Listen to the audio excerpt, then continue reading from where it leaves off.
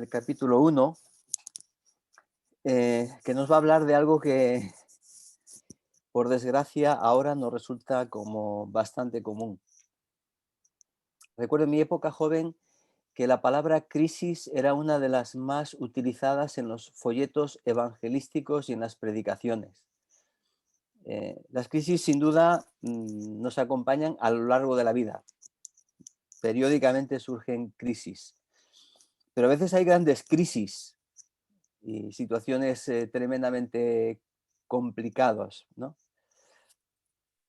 Y estamos en ese momento nosotros hoy, una situación de crisis por la situación global, confinamiento, pandemia, la inseguridad que pasará mañana y con todos los factores que tenemos a nuestro alrededor, ¿eh? Pero como nos plantea el texto que tenéis delante, las crisis pueden ser el espacio que Dios prepara para las mayores bendiciones, siempre que no perdamos la referencia en Dios. Y quisiera que viésemos esta realidad, este principio, en la vida de una familia de Israel, que pasó por una crisis tremenda. Hay veces en los que las crisis nos pueden dar la impresión de que son como vivir en un tío vivo, en el que estamos dando vueltas continuamente, pero estamos siempre en el mismo sitio, ¿no? No cambiamos de lugar. Estamos como en un círculo vicioso del que parece que nos cuesta salir. No sé si es vuestra experiencia ahora, eh, esperando que las situaciones cambien, ¿no? Pero es que a cada solución que se puede plantear, encontramos que le surge un nuevo problema, ¿no? ¿Ya tenemos vacuna? Bueno, no os preocupéis que ya tenemos ahora la variante de la variante de la variante, ¿no? Para ver si eso se complica un poco. Y a veces esas crisis se nos pueden plantear como un momento de parada, como una falta de salida complicada para nosotros. Pero nuestro Dios es un especialista en trabajar en los momentos de crisis. De hecho, cuando miramos y revisamos la historia bíblica, nos damos cuenta que Dios en muchas ocasiones hace avanzar esa historia de la salvación por medio de crisis. Si miramos la historia de Israel, pasaron de la época de los jueces a la monarquía con Saúl, pero el reinado de Saúl supone una gran crisis al final. Sin embargo, esa crisis en la historia de Saúl fue el paso para llamar a David y para darle una promesa que nos lleva en la historia de la salvación hasta Jesús. Del descendiente de David vendría el Mesías. El exilio de Israel, que fue un tiempo de tremenda crisis cuando fueron llevados cautivos a Babilonia, fue el método de Dios, el método principal de Dios, a través del cual erradicó uno de los problemas continuos en Israel, que fue la idolatría. En el regreso del exilio, esa situación cambió de forma muy importante. Y si llegamos al Nuevo Testamento con la persona de Jesús, el Dios que se ha encarnado, tenemos una gran crisis para los discípulos, para lo que habían creído, para lo que podían esperar. Y es que después de 3 años de estar con Jesús, delante de ellos lo que aparece es una cruz. Pero esa gran crisis se convierte en el evento histórico más importante que trae esperanza a la humanidad. Dios trabaja y es especialista en trabajar en tiempos de crisis y a través de las crisis. De hecho, algunas de estas crisis nos conducen al corazón de la narrativa bíblica. Y en el libro de Ruth encontramos una de esas crisis que nos conecta con el corazón de la narrativa bíblica y del Mesías. Vamos a leer el capítulo 1 para situarnos y después veremos tres pasos importantes que debemos dar en las situaciones de crisis. Dice así el texto: en la época de los jueces hubo hambre en el país y un hombre de Belén de Judá emigró con su mujer y sus dos hijos a las tierras de Moab. Este hombre se llamaba Elimelec, su mujer Noemí y sus dos hijos Maglón y Quilión. Todos eran efrateos de Belén de Judá. Cuando llegaron a las tierras de Moab, se quedaron allí. Y murió Elimelec, el marido de Noemí, y ella se quedó con sus dos hijos, que se casaron con dos mujeres moabitas. Una se llamaba Orfá y la otra Ruth. Al cabo de unos 10 años de estancia en Moab, murieron también sus dos hijos, Maglón y Quilión, y Noemí se quedó sola, sin su marido y sus hijos. Cuando Noemí se enteró de que el Señor había bendecido a su pueblo, proporcionándole pan, se dispuso a regresar con sus nueras desde las tierras de Moab. Partió con sus dos nueras del lugar donde vivía y emprendieron el camino de regreso al país de Judá. Entonces Noemí dijo a sus dos nueras: andad, volveos a vuestra casa materna. Que el Señor os trate con la misma bondad que vosotras habéis demostrado con los difuntos y conmigo, y os permita encontrar una vida dichosa en la casa de un nuevo marido. Noemí las besó y ellas se echaron a llorar y le dijeron: no, volveremos contigo a tu pueblo. Pero Noemí insistió: volveos, hijas mías, ¿a qué vais a venir conmigo? Ya no tendré más hijos que puedan casarse con vosotras. Volveos, hijas mías, y marchaos, que soy demasiado vieja para casarme.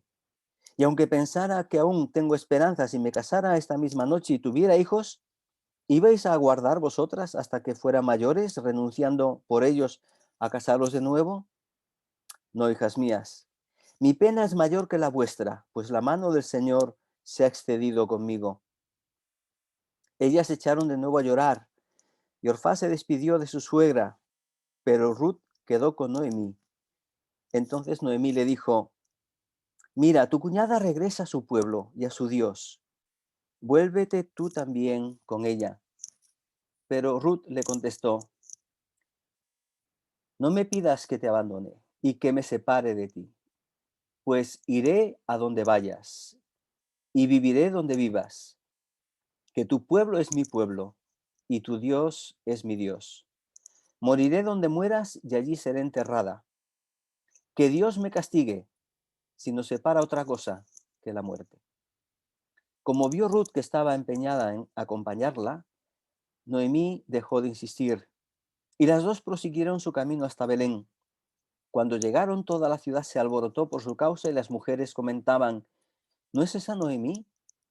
Pero ella les decía: no me llaméis Noemí, llamadme Mara, porque el Todopoderoso me ha amargado la vida.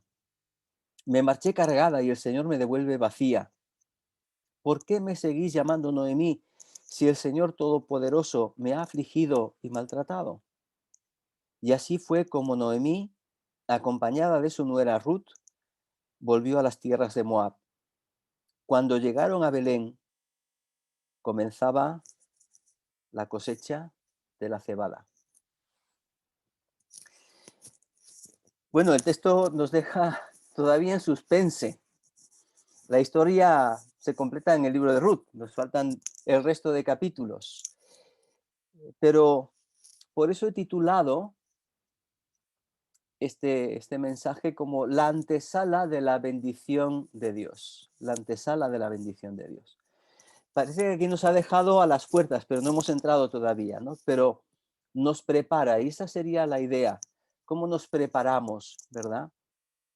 Para que en esas crisis Dios obre y trabaje en nuestras vidas y la crisis sea de bendición, realmente de bendición. En primer lugar, lo que encontramos en el texto es que necesitamos situarnos frente a la crisis como pueblo de Dios. Los versículos del 1 al 5, recordáis el relato de cuál era la situación que se vivía en Judá en esos momentos y cómo esta familia, la familia de Elimelech y Noemí, decidieron marchar a Moab, enfrentando las crisis. En primer lugar, reconocer la crisis, identificarla. El narrador aquí nos hace un guiño para que entendamos que la historia que está relatando no es solo la historia de una familia, realmente es el dibujo, la experiencia de crisis de un pueblo cuando las cosas no van como ellos quisieran. Hay una gran distancia entre lo que debería ser y la experiencia real que está viviendo en estos momentos el pueblo de Dios. Y tenemos que situar muy brevemente el contexto histórico. Pero estamos en la época de los jueces. Dios había introducido al pueblo de Israel en la tierra prometida. Les había prometido una tierra que fluye leche y miel. Les había prometido bendición si obedecían. Pero la época de los jueces es una época de continuas crisis. Un continuo olvidarse de Dios, vivir sobre los efectos de esa rebeldía, volverse a Dios, ser restaurados, tener un tiempo de paz y volverse a olvidar de Dios. En cuanto las cosas iban bien, se olvidaban de Dios. Y este es el contexto en el que está viviendo esta familia. Es un momento de crisis. No hay alimento, no hay comida. Por el libro de Jueces conocemos que en diversas ocasiones los pueblos circundantes pues aprovechaban después de la cosecha para introducirse en el territorio de Israel, robarles la comida y entonces provocar tiempos de hambre y de escasez. Hay una gran distancia, como decía, entre lo que Dios quería hacer con su pueblo y la realidad debido a una situación de rebeldía. Hay necesidad, hay hambre en lugar de abundancia, hay una profunda crisis económica. Y como decía aquí, el autor nos hace un guiño. Esta es una familia de Efrata, Belén, Efrata. Belén, o si lo queréis pronunciada desde el hebreo, Betlehem, significa casa de pan, casa de pan. Pero ellos están pasando hambre, algo está pasando. Efrata significa fructífero, pero ellos están viviendo en escasez. Hay una crisis económica, hay una crisis de carácter político. ¿Cómo se llama el padre? Elimelech. Dios es rey, pero ellos están viviendo bajo la experiencia de la opresión de los extranjeros. Mi Dios es rey, pero son dominados por otros. Hay una profunda crisis. Los enemigos se han hecho más fuertes porque ellos le han dado la espalda a Dios. Hay una crisis personal. Los nombres juegan un papel importante también en el texto. Noemí expresará en este capítulo su nombre. Algunos lo traducen como dulzura, otros como agraciada, pero lo que plantea es que esa experiencia, digamos, de felicidad que representa su nombre, se ha tornado en una situación de amargura. No me llaméis Noemí, llamadme Mara. Y los nombres de los hijos también tienen un sentido. Malón, algunos lo identifican con la idea de débil, y Ilión con la idea de languidecer. Así que tenemos un cuadro que dibuja la experiencia de Israel en un momento histórico de crisis. La crisis, por lo tanto, y las decisiones no están apuntando solo a las decisiones de una familia, sino a la condición en la que está viviendo todo un pueblo y que está ligada a la desobediencia a Dios. Vemos que en los tiempos de jueces cada uno hacía lo que bien le parecía. De la, de la teocracia ellos pasaron a la idiocracia. Yo soy mi propio señor, yo tomo mis decisiones, los criterios son los que yo tengo. Crisis económica, política, personal. Y me parece que no hay que hacer un gran esfuerzo para entender cómo este texto nos habla en nuestra propia situación, en lo que está padeciendo la gente, gente con ERTES, gente sin trabajo, crisis política, una dirección muy complicada, situaciones personales muy difíciles, viviendo en profunda, a veces, angustia.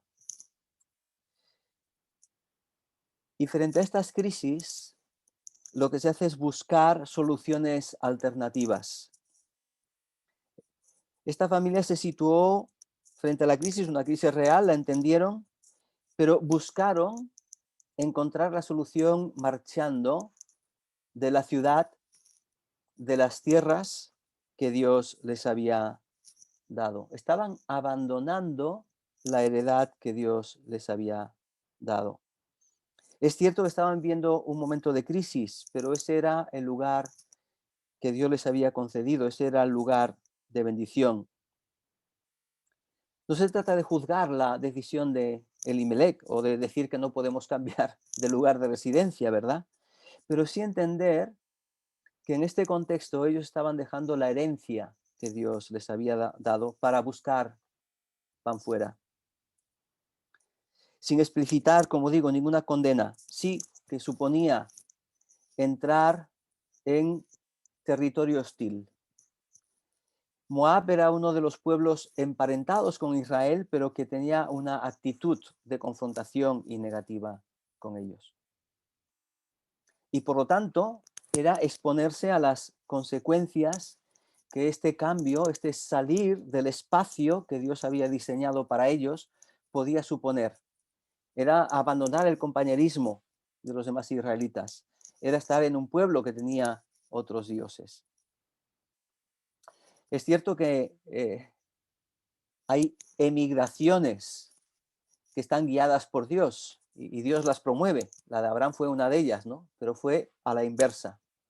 Lo llamó de Ur de los caldeos del pueblo de la tierra gentil para constituirlo en su pueblo y darles la tierra prometida. En las crisis que se dieron en el pueblo de Israel, especialmente las crisis de carácter político, una de las insistencias que tuvieron los profetas era de el peligro, tremendo peligro de confiar en la fuerza humana, en las alianzas con otras naciones, a fin de solucionar su problema. Era el apoyo en otros en lugar de seguir apoyándose en Dios. Así aparece en el texto de Isaías, cuando Isaías le habla al rey Acaz. Dios le dice, dile, guarda y repósate, no temas, ni se turbe tu corazón a causa de estos dos cabos de tizón que humean por el ardor de la ira de Rezín y de Siria y del hijo de Remalías. Bueno, en este contexto es una situación de crisis. Judá está amenazada por israelitas y sirios, en lo que se conoce como la coalición sirio-efraimita. Y la alternativa no es confiar y descansar en Dios, sino buscar alianza con otros pueblos paganos también, como era Siria. En lugar de depositar su confianza en Dios, era depositar su confianza en las alianzas humanas. Vuelvo a hacer este paréntesis. El texto no está criticando la necesidad que a veces podemos tener de cambiar de país o de buscar una mejora económica para la familia. Aquí el problema es que ellos estaban abandonando aquella heredad que Dios les había dado. Y esto les está llevando a una situación en la que hay pérdida de esperanza. Deuteronomio 23:3 dice, no entrará amonita ni el moabita en la congregación de Jehová, ni siquiera en su 10ª generación. No entrarán nunca en la congregación de Jehová. Y aunque es cierto, como decíamos, que estaban emparentados históricamente estos dos pueblos, pero estaban en un contexto de un pueblo hostil. La pérdida de esperanza se traduce en primer lugar en pérdidas, literalmente pérdidas de vidas. El primero que fallece es el padre, Elimelec. No se dan las causas, pero el texto lo que está describiendo es una situación, un ir de mal en peor. Los hijos se casan con mujeres moabitas, incumpliendo un mandamiento de Dios. No es que hubiese una prohibición explícita respecto a las mujeres moabitas, sí, respecto a las cananitas, pero en este caso era evidente que si no podían entrar en la congregación del Señor, creaba un conflicto serio de intereses en cuanto a la descendencia y el futuro. De hecho, el texto dice, cuando fallecen también los hijos, que Noemí se quedó sola, sin su marido y sus hijos, a pesar de que le quedaban las nueras. Habían quedado tres mujeres viudas, solas, desamparadas. Pero es que no solo habían perdido la vida, el esposo y los hijos, sino que se había perdido cualquier esperanza de futuro. Es muy importante que entendamos que en este contexto la pérdida de los hijos suponía en el pueblo de Israel la pérdida del nombre. La descendencia era la forma en que se perpetuaba la promesa de una generación a otra. La pérdida de los hijos era perder el nombre, no tener descendencia. Y por eso el texto nos dirá que Noemí estaba sola. Este es un cuadro tremendo, es un cuadro terrible. Después de una crisis en la propia tierra, salen y ahora se encuentra con el fallecimiento de todos los varones de la familia. Hay soledad, hay desamparo, diríamos es un verdadero drama, un verdadero problema con el que se encuentran. Pero entonces, ¿puede ser acaso Moab un tiempo de desierto y una especie de antesala de redención? Si la marcha a Moab supuso un declive, la pérdida de la heredad, lejanía de Israel, pérdida del nombre de la familia, todo quedaba en entredicho, pero Dios no había dado todavía la última palabra. Una de las cosas positivas e importantes que se dan en medio de esta crisis es que Noemí no perdió su referencia en Dios. Y no creo que sea sacar demasiado de una frase, pero si nos fijamos en lo que el texto dice, nos dice en primer lugar que Noemí seguía pendiente de las noticias y de lo que pasaba en su tierra, en Israel. Cuando Noemí se enteró de que el Señor había bendecido a su pueblo, estaba en Moab, pero es cierto que no había perdido esa referencia. Dios es el que bendice y ella está escuchando. Y aunque se queja, ella es consciente de que Dios es el que obra. Y va a hacer unas confesiones tremendamente importantes.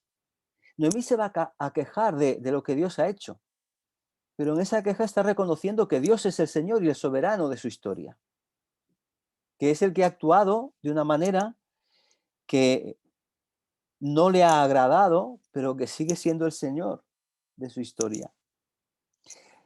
Además, podemos implicar en Noemí un claro testimonio de su fe también hacia sus nueras. ¿Cómo podemos saber esto? Bueno, cuando se irán a despedir, Orfá decide regresar a Moab. Sin embargo, Noemí decide acompañar, Ruth, perdón, decide acompañar a su suegra Noemí. Y la razón es que ella decide vivir donde viva su suegra, que tu pueblo es mi pueblo y que tu Dios es mi Dios. Reina Valera traduce en futuro, ¿verdad?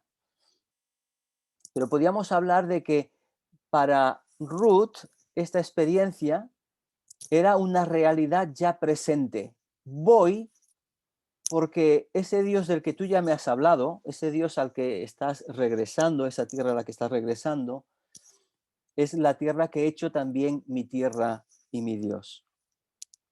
Sin duda tuvo que haber un importante testimonio de parte de Noemí hacia ellas para que Ruth tomase el riesgo de ir a la tierra de los judíos y acompañarla y cambiar toda su vida.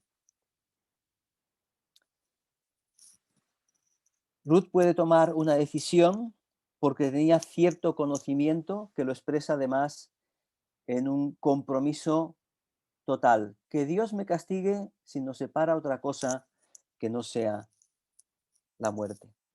Pero quisiera que nos quedásemos con este punto. Ahora hemos recorrido un poquito el capítulo para fijarnos en el hecho de que Noemí, en medio de la crisis profunda que estaba viviendo, no perdió esa referencia en Dios. Y lo expresaríamos como lo hace Habacuc, el libro de Habacuc, ¿no? Que tenía también algunas quejas, pero como dice José Grau en uno de sus comentarios, se quejaba ante Dios, porque ese era su punto de referencia. Frente a la crisis, un segundo paso que tenemos que dar es tomar las decisiones adecuadas. Cuando tenemos ese punto de referencia en Dios, tenemos que estar atentos a las señales que Dios nos da.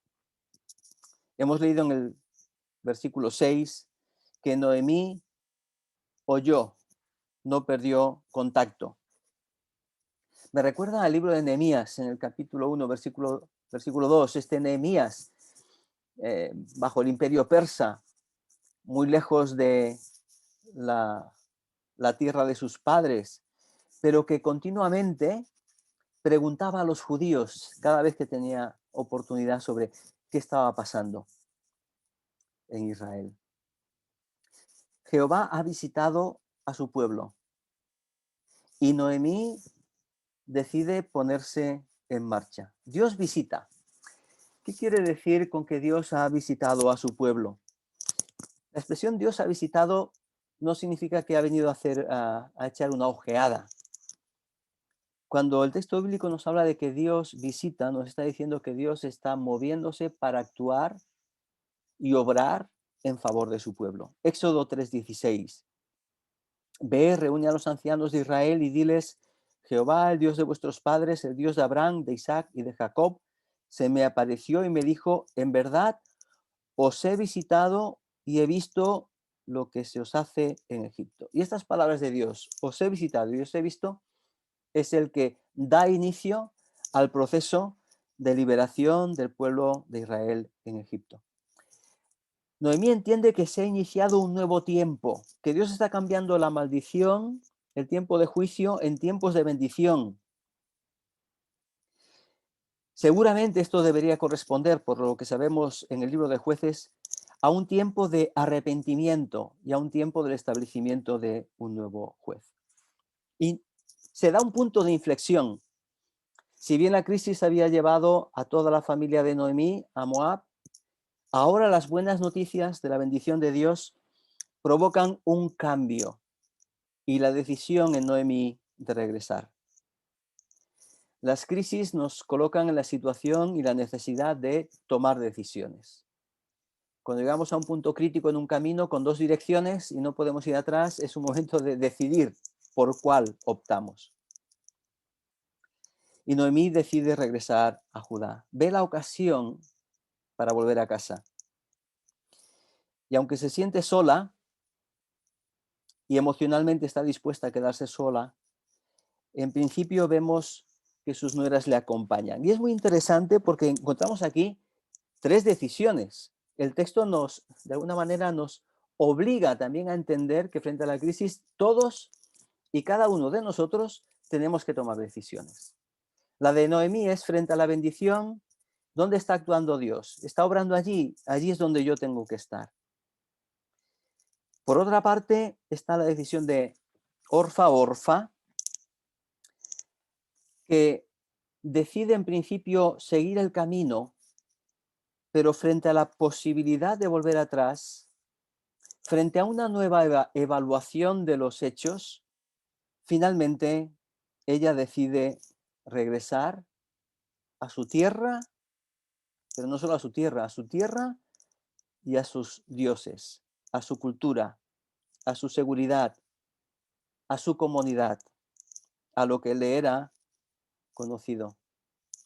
Era un tiempo de crisis y tuvo que tomar una decisión. En el Evangelio, en más de una ocasión, Jesús también hace una invitación a seguirle, a moverse con él. Pero aquellos que querían tomar la decisión de forma muy precipitada, igual que aquí Noemí, Jesús también les planteaba cuáles eran las consecuencias, ¿verdad? No era una invitación sencilla, fácil, sino evaluada. Y Noemí le está planteando una evaluación. Orfa decide volver. Sin embargo, en aquella mujer en la que de alguna manera el testimonio de Ruth había ido calando fondo, la reafirmó profundamente en la necesidad de seguir, de ir a esa tierra, de adorar a este Dios. Ruth decide acompañar y hace un pacto, realiza un compromiso firme con su suegra. Tu pueblo será mi pueblo, tu Dios será mi Dios. Y que Dios me castigue y aún me añada si de alguna manera, una fórmula de juramento, no, ella rompe el pacto. Ella toma el camino de la fe en lugar de seguir con la rutina de la vida. Toma el camino de Abraham, que decidió dejar su tierra y su parentela para seguir al Señor. Espiritualmente ella estaba tomando el camino de Cristo. Y qué importante es entender que esto es una ruptura de todos los condicionantes que marcaban la vida de esta mujer como mujer moabita. Dios había dicho que no entrarían moabitas ni hasta la 10ª generación. Pero nos vamos a encontrar algo extraordinario. Y es que cuando hay disposición del corazón, Dios siempre tiene la puerta abierta. No rechaza al que le busca. Y esta mujer moabita, no solo entra a formar parte del pueblo de Dios, no solo llega a formar parte de unas familias importantes del pueblo de Dios, sino que llega a formar parte de la genealogía del Mesías. Y es que eh, no es nuestro currículum familiar lo que realmente vale delante de Dios. Jesús lo expresó también así en el Nuevo Testamento, en cierta ocasión frente a la fe de un fariseo, de un centurión, perdón. Dijo, al oír esto Jesús se maravilló y dijo a los que le seguían, de cierto os digo que ni aún en Israel he hallado tanta fe. Qué importante entonces frente a la crisis es situarnos delante de ella, atender las señales, saber decidir en fe delante del Señor. Y en tercer lugar, frente a la crisis tenemos que esperar, usando una frase bíblica, esperar contra toda esperanza. Eso es lo que nos enseñó Abraham. Esperaba frente a toda desesperanza humanamente hablando, cuando siendo mayor no había tenido hijos. Dice Romanos 4:18, Abraham creyó en esperanza contra esperanza para llegar a ser padre de muchas naciones conforme a lo que se le había dicho. Así será tu descendencia. ¿Qué pasaría con esta familia? ¿Qué pasaría con Noemí, con Orfa? en esa decisión de fe, de volver al lugar de bendición, de volver al lugar de Dios, en el caso de Noemí, a incorporarse en el pueblo de Dios por parte de Ruth, Dios pone en marcha, permitidme la expresión, todo el mecanismo de bendición que no descubriréis hasta que leáis los 3 siguientes capítulos, pero que aquí nos ha marcado el paso. Estamos en la antesala solo. Estaban esperando contra esperanza. Y esto a veces se da en un proceso. Y Noemí abre su corazón y abre el proceso interno que está viviendo. Ella no se siente Noemí, para nada se siente ni dulce o agraciada, todo lo contrario. Lo que ha vivido en su historia es toda la amargura del dolor y de la pérdida. Y entiende que esa ha sido una situación que Dios ha permitido en su vida. Sin embargo, el Dios que es fiel a su pacto y a sus promesas sigue estando ahí. Y cuando ella está regresando, aún no tiene ni la más remota idea de lo que Dios va a hacer en su vida, de la bendición que Dios va a traer a su familia y de la forma en que Ruth va a formar parte de no solo el pueblo de Dios, sino de la dinastía del Mesías. Dios estaba preparando una bendición mucho mayor de la que ella podía imaginar. Dios está preparando la restauración de su heredad, la restauración de su nombre, de su familia, y va a traer a su vida esperanza y futuro. Ella ha expresado su dolor con franqueza y Dios todavía ha escuchado en silencio. Dios a veces hace eso. Escucha nuestra queja, pero la recibe porque se la estamos expresando a Él. Este es el preámbulo de una historia de redención que alcanzó a Noemí, que alcanzó a Ruth, que te ha alcanzado a ti y a mí, a cada uno de nosotros. Porque en esta historia de Ruth y Noemí, en este deseo de volver, en este compromiso de fe, de seguir a Dios, se gesta la historia y se entrelaza la historia de la llegada del Mesías, nuestro Señor, nuestro Salvador. El capítulo 1 termina de esta manera. Cuando llegaron a Belén, comenzaba la cosecha de cebada. Está empezando. Y el autor nos invita a seguir leyendo, y eso tendremos que hacerlo en otro momento. Podemos seguir leyendo. Pero debemos reflexionar nosotros si realmente en estas situaciones de crisis, si nos estamos moviendo y nos estamos colocando en la antesala de la bendición de Dios para que cuando Dios cambie el tiempo, nosotros estemos en el lugar adecuado. Que ya estemos situados en el lugar de bendición, porque entendemos la crisis, pero sin perder nunca la referencia en Dios. Tomando en medio de las crisis las decisiones que son correctas. Esperando contra toda esperanza en Dios. Y esperamos nosotros en este tiempo, imagino que todos estamos deseando que cambie nuestra situación histórica, el momento que vivimos, las complicaciones que vivimos, ¿verdad? Pero necesitamos estar en el lugar adecuado y necesitamos confiar en la persona adecuada. Gracias al Señor por los avances, por las vacunas, pero confesamos que nuestra esperanza está en Dios, que es Él el único que nos libra y Él usará los medios que Él considere más oportunos. No sé dónde estamos cada uno de nosotros, pero quizás pasamos por tiempos difíciles, complicados. Necesitamos volvernos a Dios, necesitamos regresar a Dios si nos hemos alejado. Necesitamos entender que Dios nunca defrauda. Necesitamos entender que Dios es el que nos escucha siempre. La fe que nos coloca en la antesala de la bendición es la fe que espera en la fidelidad de Dios, es la fe que descansa en su misericordia y que anticipa que Dios nos va a bendecir, que Él es el lugar seguro. Que el Señor los bendiga. Muchas gracias, Eliseo.